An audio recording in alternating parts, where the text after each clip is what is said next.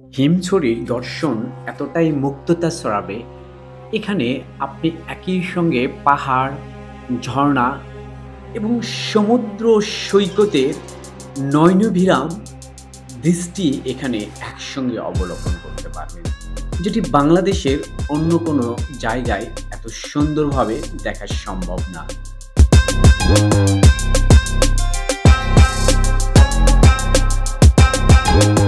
আজকে হিমছড়ি ভ্রমণে এসে অনেক কন্টেন্ট ক্রিয়েটরদের ভাইদের সঙ্গে দেখা হয়ে গেল, তাদের সঙ্গে মোটামুটি একটা সময় কাটিয়ে পাশাপাশি এই দৃষ্টিনন্দন দৃশ্যগুলো বারবার চোখে ভেসে উঠছে। পাহাড় ও সমুদ্র দর্শন যেটা একসঙ্গে করা যাচ্ছে, এটা কক্সবাজারের হিমছড়িতে প্রয়োজন।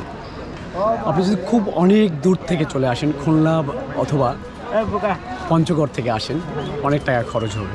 আমি মনে করি এখানকার দৃশ্যগুলো দেখে আপনি যদি প্রকৃতিপ্রেমী হন, আপনি যদি সত্যিকারের একজন দেশপ্রেমিক হয়ে থাকেন, তো এখানকার ভিউ দেখে আমি মনে করি যে আপনার পুরো টাকাটাই উসুল হবে।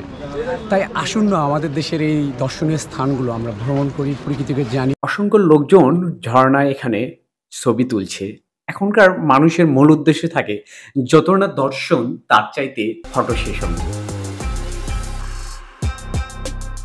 অর্থাৎ দেখার চাইতে ফটো সেশনটাই আমরা এখন বেশি করে থাকি।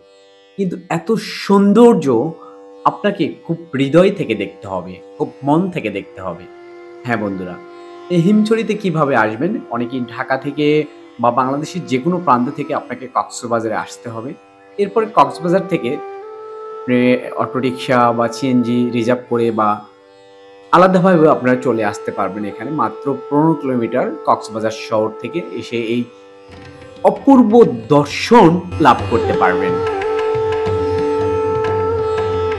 পাহাড়, সমুদ্র, ঝর্ণা সবকিছু একাকার মিশে গেছে।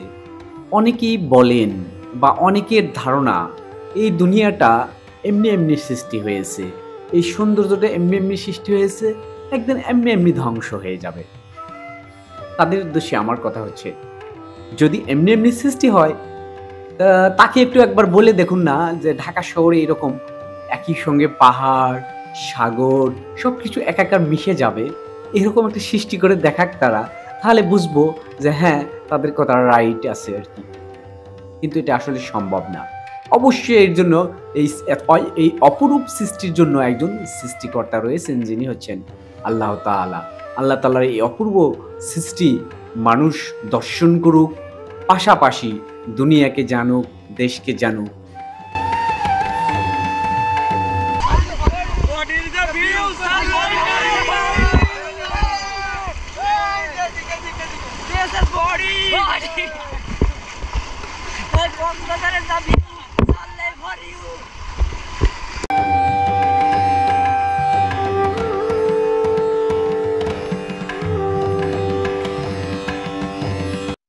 পাহাড় এবং সাগর দর্শন করে অনেকটাই ক্লান্ত, এখানে গোসল করে ক্লান্ত, সাথে আমার নতুন এই ভাই বোনদের সঙ্গে দেখা আর কি। তারা দূর থেকে আসছে, তারা কিছু মজা করছে, ছবি তুলছে, তারাও নিজেরা পাহাড় সাজার চেষ্টা করছে, কিন্তু বারবার চেষ্টা করার পরেও সেটা ভেঙে যাচ্ছে। তো দর্শক বন্ধু, ভিডিওটি কেমন লাগলো অবশ্যই আপনারা কমেন্টে মূল্যবান মতামত জানিয়ে দিবেন। দেখা হবে নতুন কোনো এলাকায়, নতুন কোনো ভিডিওতে। এ পর্যন্ত সবাই ভালো থাকবেন। আসসালামু আলাইকুম ওয়া রাহমাতুল্লাহ।